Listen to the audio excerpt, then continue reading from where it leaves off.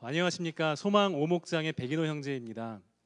하나님께 영광 뒤로 돌아서 돌린 것은 어린 시절에 앞에 나가서 크리스마스나 성탄 예배 때 어린 아이 때 그 모습, 그런 생각이 나서 오늘 그렇게 한번 영광 돌렸습니다. 그런 마음으로, 어린아이와 같은 순전한 마음으로 증인들의 고백 나누기를 원합니다.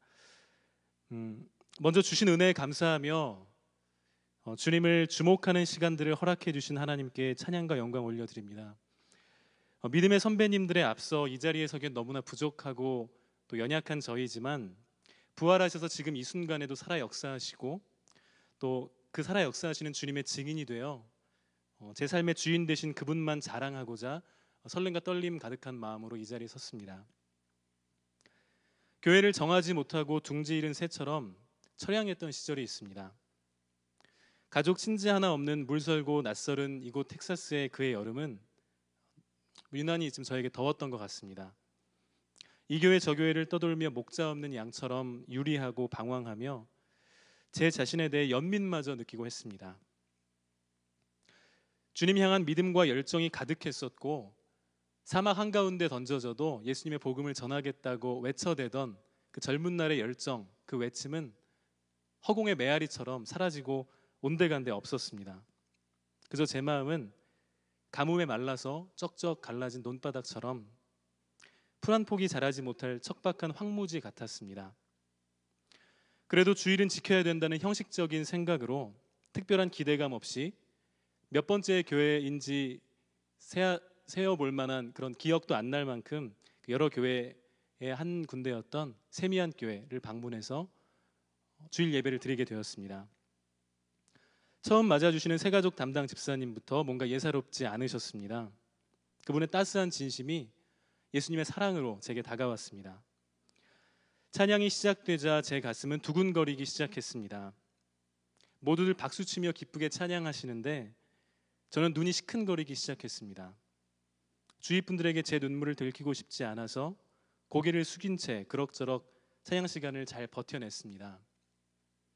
찬양 시간은 그날 있을 일의 워밍업에 불과했던 것 같습니다. 이어진 담임 목사님의 설교는 제게 1, 2, 3 펀치를 깊숙이 매기시면서 제 마음 깊숙이 파고들었습니다. 저는 주님의 사랑과 은혜의 펀치에 넉다운되고 말았습니다. 주체할 수 없는 눈물이 두 뺨을 타고 흘러내렸습니다. 설교 시간 내내 눈물이 주룩주룩 흘러내리면서 주님이 저를 얼마나 사랑하시며 계속 그 자리에서 기다려 주셨는지 마음 깊이 느끼며 감사했습니다. 사람들의 지치고 또 치열한 삶에 바빠 주님마저 잃어버렸던 저는 사실 주님 만나기를 스스로 포기하고 있었습니다. 달콤했던 성경 말씀 한 구절 한 구절들이 그 당시에는 너무 저에게 과하게 다가왔던 것 같습니다. 좀 부담스러웠습니다.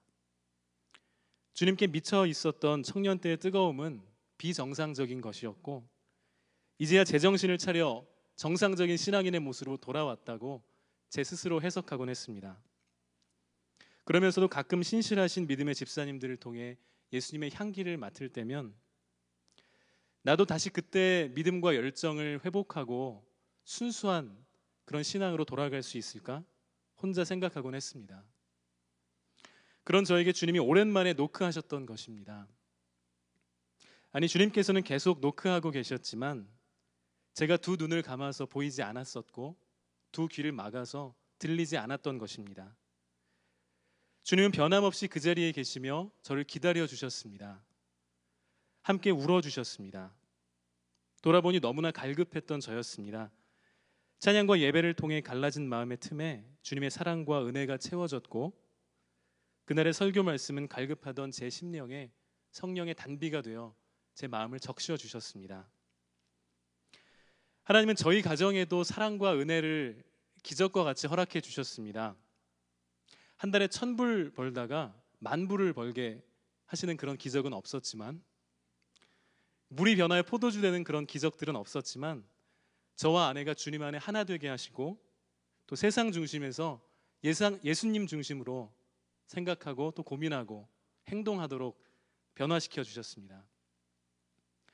교회에서는 도덕적이고 거룩한 신앙인, 사회에서는 절대 손해보지 않고 도덕과 양심은 잠시 뒤로 미루어 두더라도 악착같이 일해서 인정받는 성공인, 이것이 그동안에 제가 가진 신앙인의 성공관이었습니다. 하지만 주님은 교회에서나 세상에서나 한결같은 신앙인의 삶을 살라고 제게 도전하셨습니다. 담임 목사님 설교를 통해 스스로 찔리게 하시고 회개하게 하시며 계속 도전하셨습니다. 최근엔 목자 훈련을 통해서 주님이 원하시는 신앙인의 수준이 신앙생활 40년쯤 해야 생기는 그런 대단한 능력이 아니라 모든 신앙인이 모든 신앙인이 주님이 원하시는 신앙의 수준, 그 수준이 바로 예수님께서 원하시는 수준임을 알게 되었습니다. 바로 크리스천 스탠다드였습니다. 더불어 세상의 기업들도 고객 만족을 위해서 CS를 외치면서 그 수준을 높이려고 항상 고민하는데, 저희 신앙인들, 특히 저는 크리스천 스탠다드 CS가 너무 낮은 것이 아닌가 제 스스로 반문했습니다. 주님의 부담스러운 도전의 말씀이 머리로는 이해가 됐지만 실제로 실천되지 않았던 어느 날 금요 성령 집회에 나와서 기도 중에 하나님께 여쭈었습니다. 주님, 저도 지금 넉넉하지 않은데 손해보면서 살면, 또 너무 정직하게 살면 저만 바보 되는 거 아닌가요? 돈은 언제 벌어서 좋은 집 사고 좋은 차는 언제 타봅니까, 주님? 그래도 주님이 늘 동행하시면서 힘 주신다면 한번 해볼게요, 주님. 주님, 이제부터 저 지금 손 들고 기도해 보겠습니다. 주님께서 손 잡아주신다면 주님 응답으로 알겠습니다. 이렇게 당돌한 질문을 주님께 일방적으로 외치고 기도하기 시작했습니다. 손 들고 기도하는데 평소면 5분을 넘기기가 힘들 그 기도에 이상하게 어깨가 아프지 않았습니다.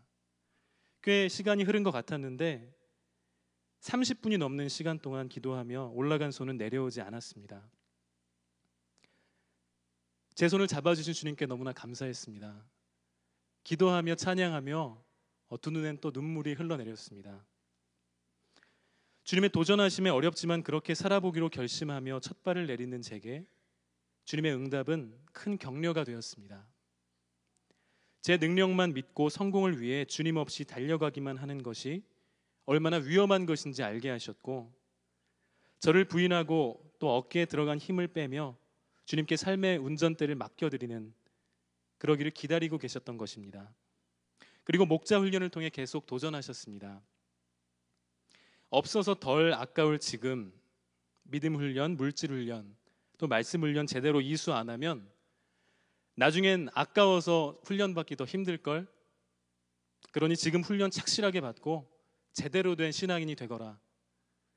마음속에 주신 주님의 음성은 제가 세상 중심의 성공에서 돌이켜 하나님 당신을 바라보기를 원하시는 철부지 아들을 향한 하나님 아버지의 따뜻한 마음이셨습니다. 이제 새로운 마음으로 다시 내딛는 발걸음에 기대와 걱정이 동시에 있습니다. 하지만 우리 주님이 함께해 주심에 걱정보다는 기대가 더 큼을 감사합니다. 매일의 삶을 실제적인 훈련 삼아 넘어져도 다시 일어나 주님 붙잡고 성실하게 또 겸손하게 주님과 동행하기를 원합니다. 주님 자랑하기를 밥 먹듯이 하고 주님을 마음 다해 사랑하는 자가 될 수 있도록 기도 부탁드립니다. 감사합니다. 우리 1, 2, 3부 들으면서 너무나도 은혜롭고 앞으로가 기대되는 형제입니다. 우리 손을 내밀고 축복합니다. 형제의 모습 속에 보이는, 형제의 모습 속에 보이는 하나님 형상 아름다워라. 존귀한 주의 자녀 됐으니 사랑하며 섬기리. 하나님, 오늘 이 고백이 하나님의 귀에 들린 줄 믿습니다. 평생 살아가는 날 동안, 생명 있는 동안 부활의 증인의 삶을 살아가게 하여 주옵소서. 예수님의 이름으로 축원하며 기도드리옵나이다. 아멘. 아멘. 할렐루야.